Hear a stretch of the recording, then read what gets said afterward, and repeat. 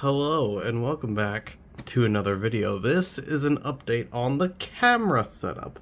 I've been using this for quite a while. I've gotten a couple more things to go with it, and I think I finally have this camera bag in a state in which that I am happy with it. So, here we go.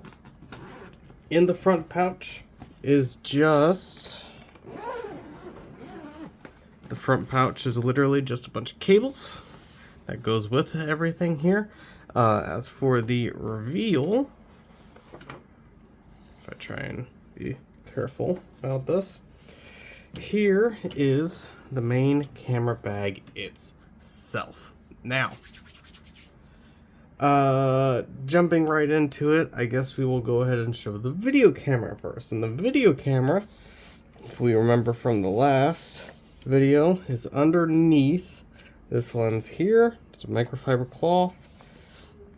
That is where the Samsung Galaxy Note 20 that's currently recording this video, that is where that rests, that is where that lives. This is just a placeholder. This is my personal Motorola.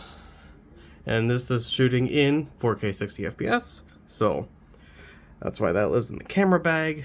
I guess I will go ahead and put this back in its place for the moment. And we will start here. This is a plug-in wall wart battery charger. Got 2 extra batteries here. This is a USB-A, USB micro B, and USB-C SD card adapter that lives in here. Have microfiber cloths. We have lens cleaner. This is a USB-C battery charger, and then this is a charging brick, so that you can plug in the cables and battery chargers and all that, because we not only have batteries to charge, but we also have the phone to charge as well. Moving on here, we will go over to the camera body. This is the Canon EOS Rebel T5i. And I do like this camera. It feels good in the hands. That is one thing I will say about DSLRs, is they feel great in the hands ergonomic wise. Obviously we have the cap on it. This one does have a level bubble on it at the moment, but of course that can be swapped out for other stuff. Let's see here. I guess as far as lenses go, we will do smallest millimeter to biggest millimeter. So let's go ahead and start with this Sigma lens here. This Sigma lens is a 10-20. It is a 10-20 millimeter lens, f4 to 5.6. If you take it to about 14, it looks normal. So 14 to 20 looks relatively normal. Now, anything below 14 is when you start getting the fisheye effect. So, and you can see the kind of convex glass there. So, you can absolutely tell when it starts to have a fisheye effect. And this is a really nice, at least to me, it's a really nice wide angle lens, which is something I didn't really have when I only had these 3 lenses. I didn't really, the lowest I had was an 18, which is still fairly good, but I wanted something that I could really mess around with. So Sigma 10-20 f4 to 5.6. Really fun lens. Really fun lens. Next will be the most recent purchase, a Tamron 17 to 50 millimeter f2.8 fixed aperture. When I say fixed aperture, I mean as you zoom in, the biggest aperture is still f2.8. You can go below that. Or you can go higher than that. of course. So you know, you go to 3, 4, whatever. But it doesn't matter what position, what millimeter you are zoomed into. The lowest aperture is always f2.8, which makes the zoom lens really nice for low light shots. As the main reason I got this lens is for low light shooting with a zoom. And yeah, haven't been able to take this out rail fanning yet or anything like that, but just from taking some of the test shots I've seen, I'm fairly happy with it. This is a big lens too. Like, look at the glass on the back. If we unlock it, we zoom out. Oh yeah, that just looks awesome.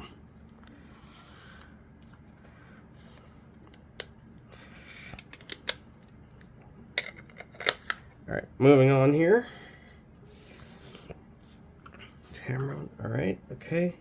This was 10, or this had the lowest of 10. This had the lowest of 17. I guess we'll do this one next. So this one has this is just your normal standard Canon kit lens, and honestly, as far as I can tell, it is the sharpest of the lenses here, to be honest with you. This kit lens, unless you want to go a prime lens, like one of the better prime lenses, or you want to get one of the, you know, couple $100 Canon lenses, honestly, this takes solid pictures. It's an 18 to 55 millimeter f, I believe it's 3.5 to something, I can't quite remember. This one also has image stabilization, which is also good for video on the DSLR. If I were to take video with this camera, which I don't really have a reason to, but if I were to, it would be with this lens, because the focusing is quiet with this lens, relatively quiet with this lens, and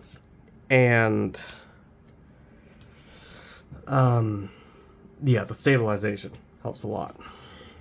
Okay, I guess the next lowest is this, but this one's a little more impressive. This is a Tamron 18 to 270 zoom. So it really does. Oh, that's fun. This is a fun one. This, honestly, this is the one I shoot the most with, when I'm shooting trains, because it's just nice to have all of this. It's just nice to have all that variability, right? Where's it at? F3.5 to 6.3. It's not bad. I typically don't have issues with it, even when it's like cloudy outside. But you know, once the sun starts going down, that's why I bought this one here. Moving on, we have our lens hoods for the Tamrons. I'll put those on in a minute. But here is the Canon 50mm Mark II, I believe, prime lens, f1.8. So if it gets real dark outside, this is what I will have to use. But this is just your standard Canon nifty 50, right? Okay. Takes solid pictures. Loud lens as far as like the autofocus goes, but solid pictures. Now, the next lens we are going to be talking about is interesting. It does not take that great of pictures. It's not that good of a lens in general, but I got this one for 35 bucks. It is a telescoping lens. It is the Spectrum.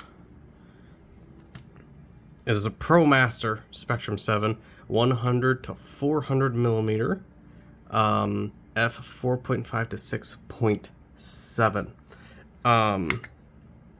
Take this off, and it is a telescoping lens here. You can see all the way out here it extends 400 millimeters. You can see there. Here's the focus. Yeah, it's a long lens, and I found something else for 30 bucks. Is this Tamron. Running out of space to put these here. Oops, that was just one of the lens caps. Is this Tamron autofocus teleconverter 2X, and this does exactly what you think it does. This goes onto your lens, and then it doubles the millimeter. So this is now a 200 millimeter to 800 millimeter zoom lens, and I have tested it, and it works. It's hard to get a decent image. You have to be very still, but for 60 bucks, this is a functional 800 millimeter lens. And when using this, autofocus and stability don't typically work that well on most lenses. For this one, autofocus works fine. It's the autofocus was already slow on it. It's not any slower than it was before. And honestly, when it comes to this lens anyway, you use autofocus to get close, and then you switch it to manual, and then you finish it off from there. But I will go ahead and throw this monstrosity on the camera for you. And yeah, holy crap. I'm having a hard time fitting it in the frame. It's huge. If you want 800 millimeters, it's absolutely huge and very front heavy. I would need to use the good tripod if I want to take pictures with this lens in general in this configuration. Yeah, no, it's wild. And now I will go ahead and show all of the lenses on the camera with their hoods, if they have them.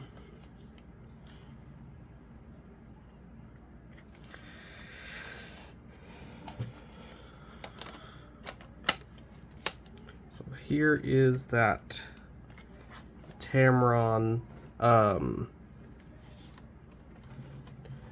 yep, here's that Tamron 18 to 270 millimeter. Right. Next up is the other Tamron. Oh. There we go. It's the other Tamron lens with its hood. And as you had seen earlier, the hoods fit right into each other, and then the 50 millimeter falls into that. Like so. You literally just fall right into each other, cock it sideways, put the Canon right there. You want to make sure that this one's just press fit in there. You know, I just need it to rest in there really.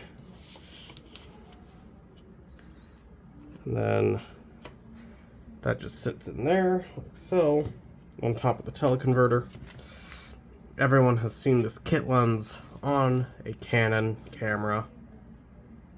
And then last but not least, we have the Sigma.